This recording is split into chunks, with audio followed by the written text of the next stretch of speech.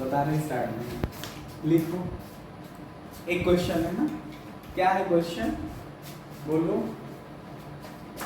A, B, C, D and E are in AP। ठीक है, क्या है क्वेश्चन बोलो। A, B, C, D, E ये काहे में है, R in AP, ये AP में है। ठीक, बोलो इतना ही क्वेश्चन। फिर कह रहे हैं कि फाइंड द वैल्यू ऑफ, किसकी वैल्यू को फाइंड आउट करना है। फाइंड बोलो A माइनस का कितना बोले हैं, A minus 4B plus A minus का 4B plus 6C 6C minus का 4D प्लस E, इसकी वैल्यू को कैलकुलेट करना है कि 1 आएगा कि 2 आएगा, 3 आएगा, 4 आएगा, 5 आएगा, 6 आएगा, क्या आएगा ये आपको बताना है। अब आपको इसमें ज्यादा ब्रेन का यूज नहीं करना है। इस तरह के 1000 प्रश्न आ जाए आपके पास, लिखा जरूर है इन्होंने कि हायर ऑर्डर थिंकिंग स्किल का क्वेश्चन है, उच्च सोच वाले इसे हल करेंगे। और मैं बता रहा हूँ निम्न सोच का भी व्यक्ति लोअर ऑर्डर थिंकिंग स्किल से भी नीचे सोचने वाला इसको सॉल्व कर सकता है। देखो कैसे। अब ये एपी का फर्स्ट टर्म है, ये सेकंड टर्म है, ये थर्ड है, ये 4 है, ये 5th है। बोलो तो सेकंड टर्म का मतलब क्या होगा, a प्लस डी। डी का मतलब कैपिटल डी मान लो, क्योंकि स्मॉल डी यहाँ पहले से दिया है, तो कैपिटल डी का मीनिंग क्या होगा, कॉमन डिफरेंसेस। तो पहले क्वेश्चन को सॉल्व जो करेंगे उसके हिसाब से देखो। लेट लिखो या गिवन दैट लिख दो, क्वेश्चन में गिवन है गिवन दैट। ठीक है, क्या है कि A, B, C, D, E ये काहे में है, AP में है। ठीक, लेट अब लेट कर लो। Capital D is common difference, small d क्यों नहीं, क्योंकि स्मॉल d दिया हुआ है क्वेश्चन। कैपिटल D क्या है, कॉमन डिफरेंस है, सर्वांतर है। ठीक है, तो फिर सॉल्व कैसे करेंगे इसको हम। अगर हम b के बारे में देखें, इसको अगर हम b लिखने का प्रयास करें, b की वैल्यू को लिखें, तो b का मतलब दूसरा टर्म है। दूसरे टर्म का मतलब होता है पहला टर्म प्लस का डिफरेंस। c का मतलब तीसरा टर्म है, तीसरे का मतलब होता है a प्लस का 2d। a मतलब फर्स्ट टर्म, संयोग है। फर्स्ट टर्म स्मॉल a ही लिखा हुआ, तो मैंने नहीं लिखा हुआ तो अलग से। ठीक, फिर d का मतलब क्या है, स्मॉल d का मतलब बोलो fourth term, a plus 3d हो जाएगा। e का मतलब फिफ्थ टर्म, पांचवा पद, क्या होगा, a प्लस 4d। इसमें कोई समस्या सवाल। अब इसी वैल्यू को ले जाके वहां पुट कर देंगे। नाउ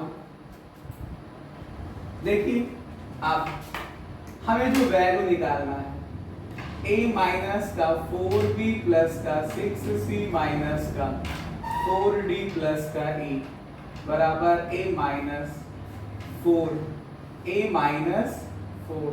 b की वैल्यू को क्या लिखोगे आप लोग, a प्लस टी प्लस का 6। c की वैल्यू को क्या लिखोगे, a प्लस 2d, बोलो माइनस का 4। d की वैल्यू को क्या लिखोगे, a plus 3d plus e। बताइए e की वैल्यू को क्या लिखोगे आप लोग, a plus 4d।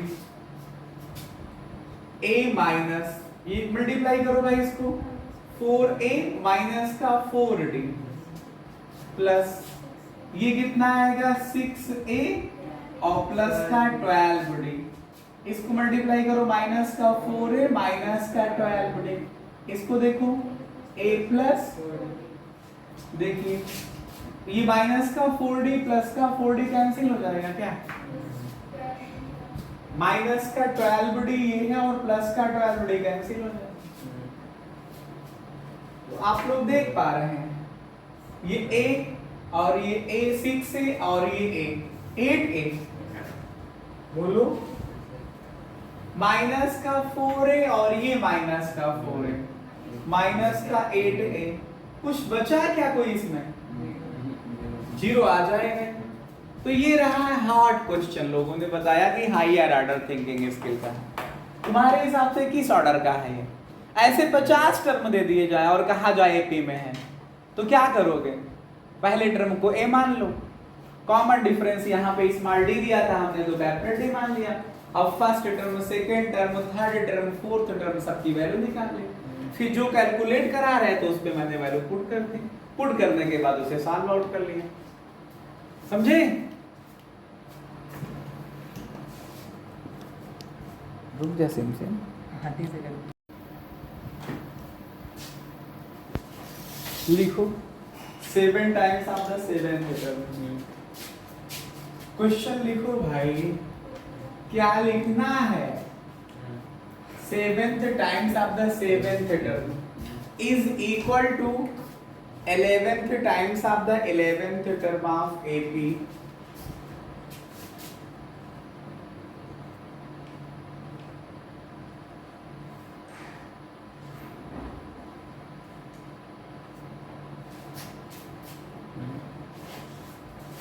Seventh times of the 7th term is equal to 11 times of the 11th term of an AP.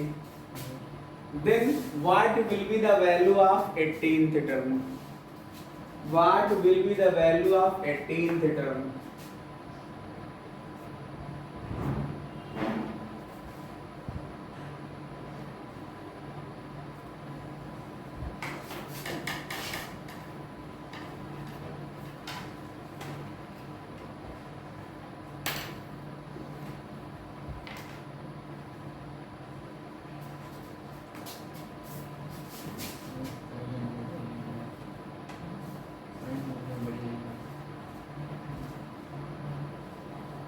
बशरामा level पे RDR के बेस्ट है। नहीं लेकिन कैमरा चलाना बोल रहे हैं। फिलहाल कोई दिक्कत नहीं, बेस्ट है मैं कह रहा हूँ।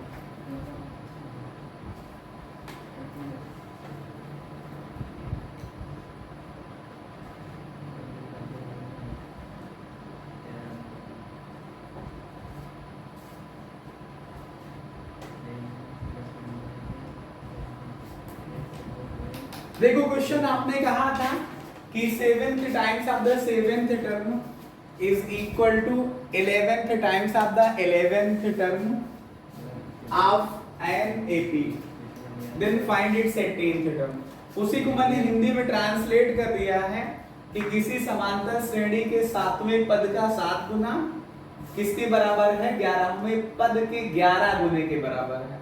तो 18वां पद या 18th टर्म बताइए। कुछ अलग से नहीं किया, लैंग्वेज में खाली मैंने लिखा, वहां पे कन्वर्ट करके लिख दिया इन हिंदी। बाकी मुझे 2 ही भाषाएं आती हैं, एक हिंदी दूसरी इंग्लिश, जो मैं बदल सकता हूँ। अब तुमको सर पंजाबी में कन्वर्ट करके दिखाइए, बंगाली में कन्वर्ट करिए, तो ये मुझे नहीं पता है। ठीक, अब इसको सॉल्व करते हैं, इसको सॉल्व करते हैं, इसका सॉल्यूशन लिखते हैं। क्या है भाई इसको सॉल्व करने पे? देखिए आपको AP का फर्स्ट टर्म पता है, कॉमन डिफरेंस पता है? नहीं पता है, तो सबसे पहले फर्स्ट टर्म A ले लो और कॉमन डिफरेंस को D ले लो।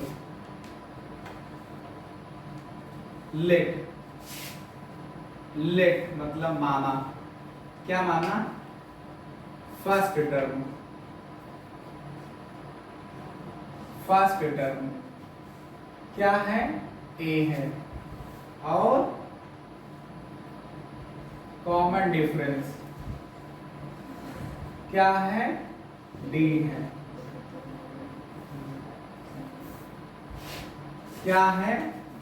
D है। तो अकॉर्डिंग टू क्वेश्चन, प्रश्नानुसार आप पढ़ते क्या है? अकॉर्डिंग टू क्वेश्चन क्या लिखा है? बोलो 7, बोलो 7 times of 7th term equal किसके है? 11 टाइम्स किसका ऑफ 11th टर्म। हिंदी वाले लिख लेंगे 7वें पद का 7 गुना बराबर है 11वें पद का 11 गुना। तो 7 टाइम्स का मतलब multiplication 7th term. 7th term क्या होगा a plus 6d equal to 11 times का मतलब मल्टीप्लिकेशन किसका 11th टर्म। तो a प्लस 10d होगा जाकर के। ठीक, अब इसको सॉल्व करते हैं। 7 से मल्टीप्लाई करो आप, 7a प्लस का 42d, बोलो ये कितना आएगा 11a प्लस 110d। तो एक के टर्म एक साथ कर लो, डी वालों को एक साथ कर लो, तो ये आएगा 7a माइनस का 11a is equal to 110d minus का 42d। बोलो कितना आ जाएगा ये माइनस का 4a इज इक्वल टू कितना आएगा 68। बोलो 68d। तो a की वैल्यू कितनी आएगी 68 अपान माइनस का 4। तो a की वैल्यू आएगी माइनस का 17d, 17 चौके 68 ना। कोई दिक्कत? नाउ कौन सा टर्म निकालना है आपको अब 18th टर्म का मतलब हुआ 18th टर्म निकालना है ना आपको।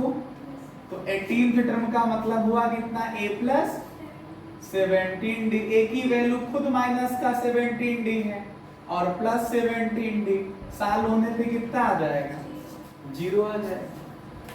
ठीक है, तो इस तरह के इंपॉर्टेंट क्वेश्चंस आपको मिल सकते हैं।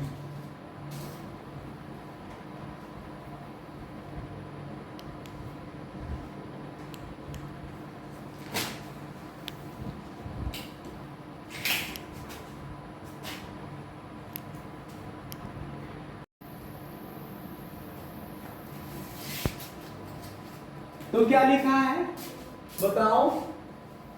एक समांतर श्रेणी में 4 कोण या 4 क्वाड्रिलेटरल के 4 एंगल्स दिए हैं और कह रहे हैं कि चारों कोण ज्ञात कीजिए, मतलब हमें निकालना है। तो आपको पता है क्वाड्रिलेटरल है, 4 एंगल होंगे, डिफरेंस कितने कितने का लेना है 10-10 का लेना। तो पहले एंगल को a मान लें, दूसरे को a प्लस 10 मान लें, तीसरे को a प्लस 20 डिग्री मान लें, चौथे को a प्लस 40 डिग्री मान लें। हार्ड क्वेश्चन है, हायर ऑर्डर थिंकिंग स्किल का। ये हार्ड क्वेश्चंस हैं हायर ऑर्डर थिंकिंग स्किल के। कहीं आपको थिंकिंग लगी हायर ऑर्डर वाली? हमको तो बड़ा लोअर ऑर्डर की थिंकिंग लग रही है। फिलहाल दिया है तो करते हैं साल। ठीक है, बोलो। तो let 4 angles of quadrilateral whose common difference is 10 are।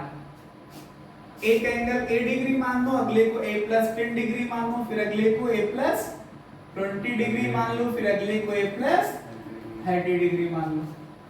तो माना चारों कोण जो चतुर्भुज के हैं वो a degree, a plus 10 degree, a plus 20 degree, a plus 30 degree. Now अब समझिएगा, आपको पता है क्वाड्रिलेटरल के चारों एंगल को अगर ऐड करेंगे, सम करेंगे तो वृत्ति कितना आता है? हाँ 360 आता है। हाँ, क्वाड्रिलेटरल में 4 इंटीरियर एंगल होते हैं, 4 इंटीरियर एंगल होते हैं, चारों को ऐड करोगे तो कितना आएगा? कितना आएगा बोलो? 360 डिग्री आएगा। वी नो दैट, हम जानते हैं, क्या जानते हैं? Sum of all angles of quadrilateral is 360 degree. We know that sum of all angles of quadrilateral is 360 degree। तो हम क्वाड्रिलेटरल के सभी एंगल को ऐड करने जा रहे हैं, ठीक? बोलो, क्वाड्रिलेटरल के सभी एंगलों को हम ऐड करने जा रहे हैं। ऐड करने के बाद ही कितना आएगा? मैंने ऐड कर दिया सबको। ए कितना होगा? 4a 10 20 30 कितना ऐड होगा? 60 इज इक्वल टू 360 डिग्री। इसको ट्रांसफर कर लेते हैं तो 4a की वैल्यू कितनी आ जाएगी? 360 माइनस 60 इज इक्वल टू 300। बोलो, 4a की वैल्यू आ जाएगी ना? यहां से a निकाल डालो आप लोग। a की वैल्यू क्या आ जाएगा? 360 अपॉन 4 कितना आएगा? ये 75। हाँ हाँ सही लिखा है। 300 degree upon 4 is equal to 75। बोलो, मैंने 90 तो नहीं लिखा ना, लिखा 75, मतलब दिमाग में 300 ही चल रहा है। नाउ a 75 आ गया, a प्लस 10 डिग्री कितना आया? 75 प्लस 10 डिग्री कितना? 85 डिग्री। फिर a प्लस 20 डिग्री आया, कितना? a प्लस 20 डिग्री ना, तो 75 प्लस 20 कितना आ जाएगा? 95। फिर a प्लस 30 डिग्री आया, 75 प्लस 30 इज इक्वल टू 100। तो all angles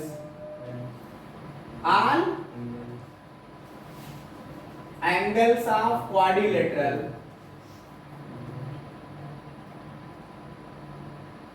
कितना आएगा?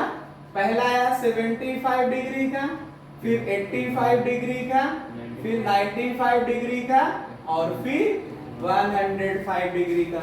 ऐसे चारों एंगल निकाल आएंगे, ठीक? बंद कर दे, वैसे भी बंदे हो जाता है।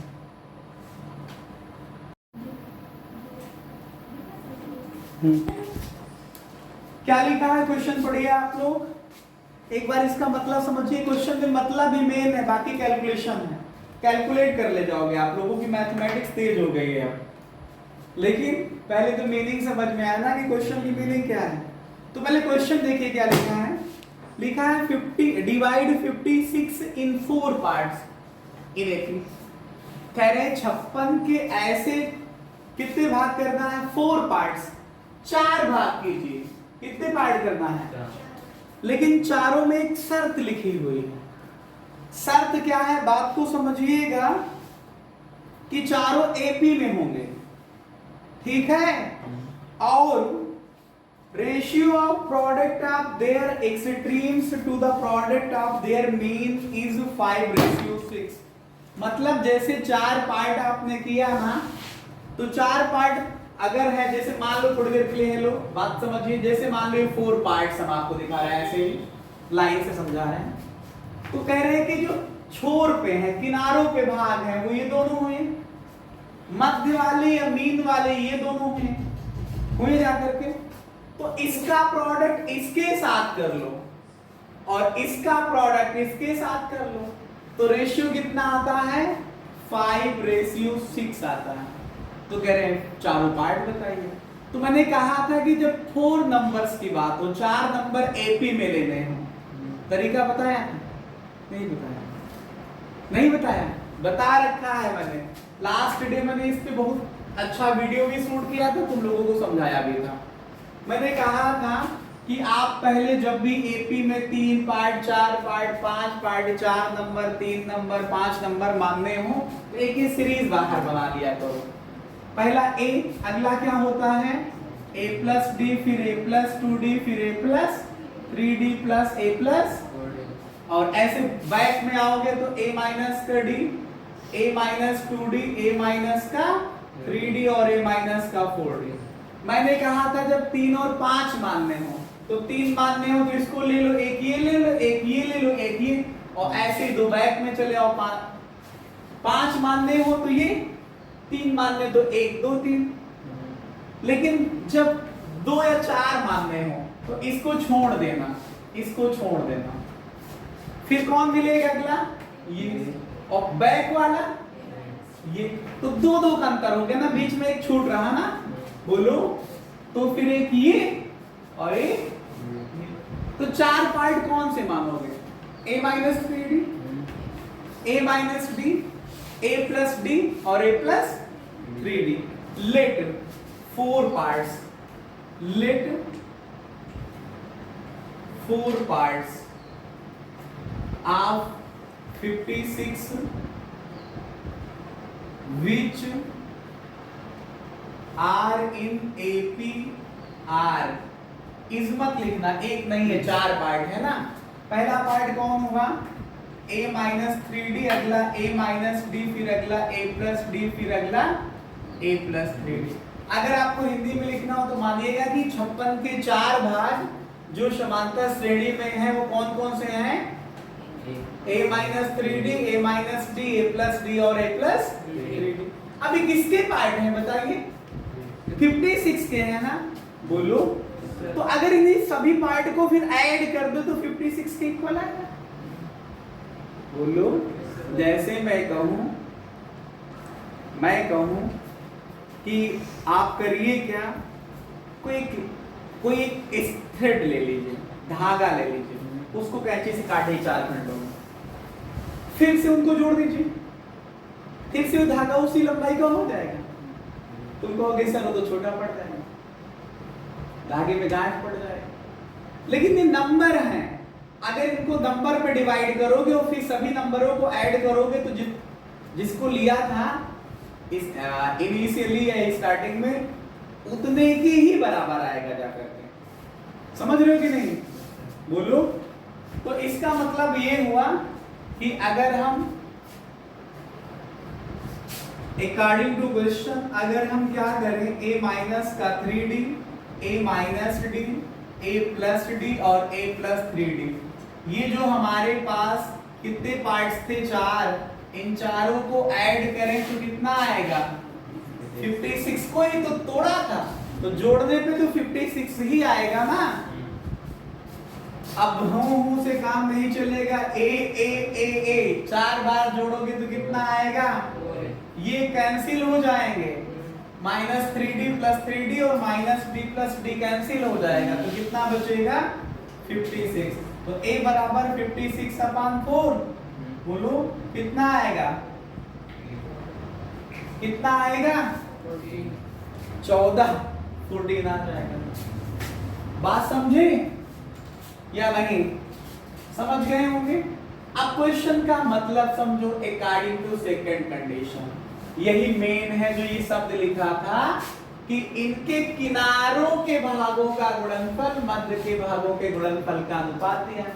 मतलब ratio of product of their extremes, यही लिखा है. एक्सट्रीम का मतलब छोर या किनारा. अंत वाले जो एंड वाले होंगे उनको एक्सट्रीम्स बोलेंगे जाकर के. तो अंत वालों को मल्टीप्लाई करोगे का मतलब इन दोनों को मल्टीप्लाई करना होगा. तो करो मल्टीप्लाई. a माइनस 3d का मल्टीप्लीकेशन करोगे आप a प्लस 3d के साथ, और बीच वालों मीन वालों का मतलब क्या है कि बीच में ये दोनों हैं, इनको मल्टीप्लाई करोगे. तो a माइनस d का मल्टीप्लीकेशन करोगे a प्लस d के साथ. अब इनका ले लिया रेशियो, तो रेशियो किसके इक्वल है? 5:6. ये तो a minus b a plus b multiplication में a square minus b square का फार्मूला बन रहा, तो क्या आएगा?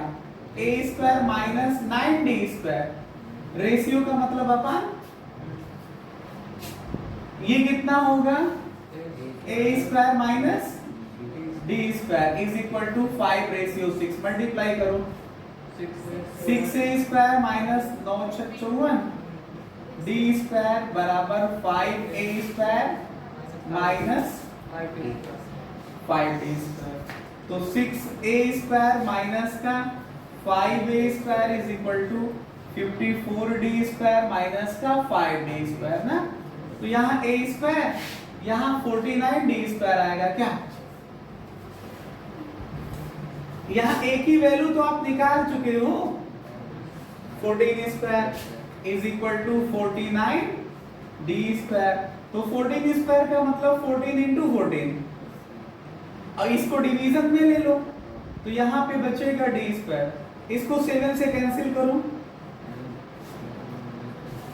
है ना. और इसको 7 से कैंसिल करो तो 2 आ जाएगा।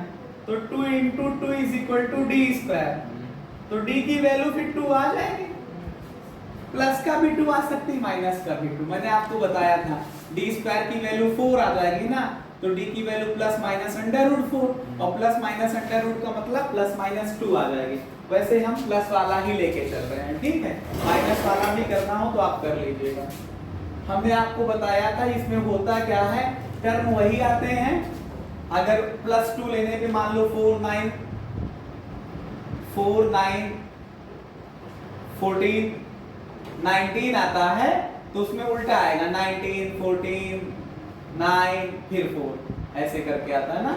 तो इस वजह से टर्म वही आएंगे, इस वजह से हम अलग से काम नहीं करेंगे। आप बात समझिए। पहला टर्म क्या था, फर्स्ट पार्ट, पहला भाग क्या था बताओ, a माइनस का 3d। 14 माइनस 3 इंटू 2 कितना आ जाएगा, 14 माइनस 6 का मतलब 8। बोलो। ऐसे ही सेकेंड पार्ट क्या आ जाएगा, a माइनस 3, तो 14 माइनस 3 कितना 11। कहाँ पे, -3 है -2। कहाँ पे, a माइनस b 14 माइनस 2 होगा। अरे यार पहला पार्ट ये क्या है, अरे सर d यहाँ पे 2 है ना, तो d की वैल्यू क्या रखना अरे है। सर नीचे सेकंड वाले सेकंड पार्ट a माइनस ये बात कर रहे हो, अच्छा ये बात कर रहे हो, तो फिर ये 12 बाद आएगा। Third part a minus plus का d, तो 14 प्लस का 2 16 होगा। और फोर्थ पार्ट 14 a प्लस का 3d, तो a का मतलब 14 आया और प्लस का 3d की वैल्यू 2, तो कितना आएगा 14 प्लस का 6 20। तो ऑल पार्ट्स सभी भाग हो जाएंगे। कौन कौन से होंगे, पहला आया था 8 4 12 4 16 4 20, ये आंसर हो जाएगा। इन सबको जोड़ लो तो 56 आएगा, ठीक है। बोलो। और जो कंडीशन थी कि पहले को अंतिम वाले से मल्टीप्लाई कर दो और दूसरे से तीसरे को मल्टीप्लाई करो, तो रेशियो कितना आ रहा था